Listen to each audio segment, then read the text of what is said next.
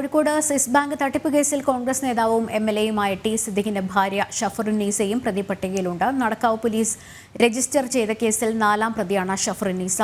3000-ഓളം പേരിൽ നിന്ന് 20 കോടിയോളം നിക്ഷേപമായി സ്വീകരിച്ചുവെന്നാണ് ആരോപണം. വിവരങ്ങളുമായി ഗോകുൽ ചേരുന്നുണ്ട്. ഗോകുൽ, ഈ കോഴിക്കോട് സ്വിസ് ബാങ്ക് തട്ടിപ്പ് കേസ് ടി സിദ്ദിഖിന്റെ ഭാര്യയും പ്രതിയായ സാഹചര്യം എന്താണ്? കൂടുതൽ വിവരങ്ങൾ. 3 വർഷം മുമ്പാണ് കോഴിക്കോട്, മലപ്പുറം ജില്ലകൾ കേന്ദ്രീകരിച്ച് സ്വിസ് ബാങ്ക് എന്ന പേരിൽ ഈ ധനകാര്യ സ്ഥാപനം ആരംഭിക്കുന്നത്. ഏകദേശം ഈ 2 ജില്ലകളിലായി 3000-ഓളം നിക്ഷേപകരായിരുന്നു ഈ സ്ഥാപനത്തിൽ ഉണ്ടായിരുന്നത്. കഴിഞ്ഞ ദിവസമാണ് ഈ സ്ഥാപനത്തിന്റെ ധനകാര്യ പണമിടപാടിനെ ചൊല്ലി നിക്ഷേപകരും അവിടുത്തെ ജീവനക്കാരും ഉൾപ്പെടെയുള്ള ആളുകൾ പരാതിയുമായി രംഗത്തെത്തിയത്. അതിനാണ് ഇന്നലെ നടക്കാവ് പോലീസ് സ്റ്റേഷനിൽ സബീനാവി എന്ന് പറയുന്ന ഒരു നിക്ഷേപക പരാതിയുമായി രംഗത്തെത്തിയത്. ആ പരാതിയിൽ നടക്കാവ് പോലീസ് രജിസ്റ്റർ ചെയ്ത കേസിലാണ് കോൺഗ്രസ് നേതാവും എംഎൽഎയുമായിട്ടുള്ള ടി സിദ്ദിഖിന്റെ ഭാര്യ പ്രതിപട്ടികയിൽ ഉൾപ്പെട്ടിട്ടുള്ളത്. 5 പേരാണ് ആ പ്രതിപട്ടികയിലുള്ളത്. 4ാമത്തെ പ്രതിയാണ് ഷറഫുന്നീസ എ. പരാതിക്കാരിയോട് ഉയർന്ന പലിശ വാഗ്ദാനം ചെയ്ത്, അതായത് 13.5% പലിശ വാഗ്ദാനം ചെയ്ത് 2023 മാർച്ച് 16-ന് 4.5 ലക്ഷം രൂപയും ഏപ്രിൽ 19-ന് 1.13 ലക്ഷം രൂപയും ഉൾപ്പെടെ 5.65 ലക്ഷം രൂപ വാങ്ങി എന്നാണ് പരാതി. എന്നാൽ ഈ പണം തിരികെ ആവശ്യപ്പെടുകയോ ഇതിന് അവർ നൽകുമെന്ന് പറഞ്ഞ പലിശ നൽകുകയോ ചെയ്തിരുന്നില്ല എന്നാണ് പരാതി നൽകിയിട്ടുള്ളത്. അതിന്റെ അടിസ്ഥാനത്തിലാണ് നടക്കാവ് പോലീസ് ഇപ്പോൾ കേസെടുത്തിട്ടുള്ളത്. 5 പ്രതികളാണ് ഇപ്പോൾ എഫ്ഐആർ രേഖപ്പെടുത്തിയിട്ടുള്ളത്. സ്ഥാപനത്തിലെ ഡയറക്ടർമാരും ഉടമയുമായ വസീം തൊണ്ടിക്കോടൻ, റാഹില ബാനു, തൊണ്ടിക്കോട് മൊയ്തീൻ കുട്ടി, ഷറഫുന്നീസയാണ് കോൺഗ്രസ് നേതാവും എംഎൽഎയുമായ സിദ്ദീഖിന്റെ ഭാര്യ, ഷംന തുടങ്ങിയ ആളുകളാണ് പ്രതിപട്ടികയിൽ ഉൾപ്പെട്ടിട്ടുള്ളത്. 7 വർഷം വരെ തടവും പിഴയും ലഭിക്കാവുന്ന കുറ്റമാണ് ഇവർക്കെതിരെ ചുമത്തിയിട്ടുള്ളത്. ലക്ഷ്മി. ഗോകുൽ, ഈ ഷറഫുന്നീസ ഡയറക്ടർ ബോർഡ് അംഗമാണെന്നുള്ള സൂചനകൾ നേരത്തെ കിട്ടിയിരുന്നല്ലോ. അത് ശരിവെക്കുന്ന തരത്തിലാണ് ഇപ്പോൾ ഈ കേസ് വന്നിരിക്കുന്നത് എന്നാണ് മനസ്സിലാക്കേണ്ടത്, അല്ലേ?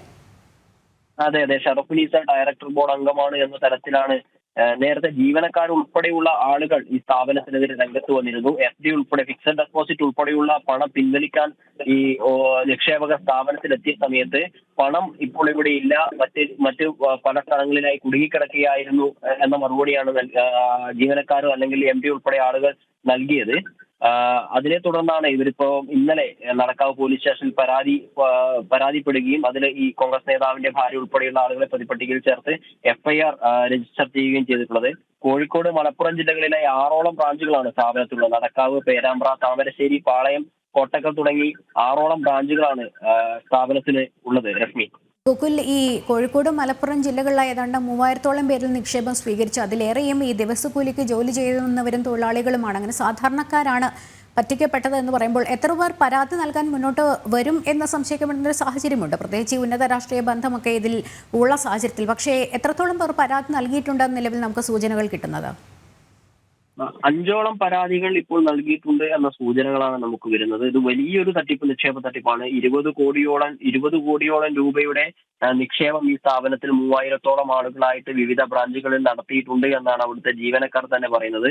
ഇവര് ജോലി ഉൾപ്പെടെയുള്ള ആനുകൂല്യങ്ങൾ വാഗ്ദാനം ചെയ്തിട്ടാണ് ആളുകളിൽ നിന്ന് പണം സ്വീകരിക്കുന്നത്. അതായത് നിങ്ങൾ ഇത്ര പണം ഇവിടെ നിക്ഷേപിച്ചു കഴിഞ്ഞാൽ ഈ സ്ഥാപനത്തിന്റെ ഇന്ന പോസ്റ്റ് നിങ്ങൾക്ക് ലഭിക്കുമെന്ന് പറഞ്ഞ് പല ജോലികളും വാഗ്ദാനം ചെയ്തിട്ടാണ്. ഡെയിലി ഡെപ്പോസിറ്റ് രീതിയിലുള്ള കളക്ഷനും ഫിക്സഡ് ഡെപ്പോസിറ്റ് രീതിയിലുള്ള നിക്ഷേപം, ഈ രീതിയിൽ വ്യത്യസ്ത രീതികളിലാണ് നിക്ഷേപം സ്വീകരിച്ചിട്ടുള്ളത്.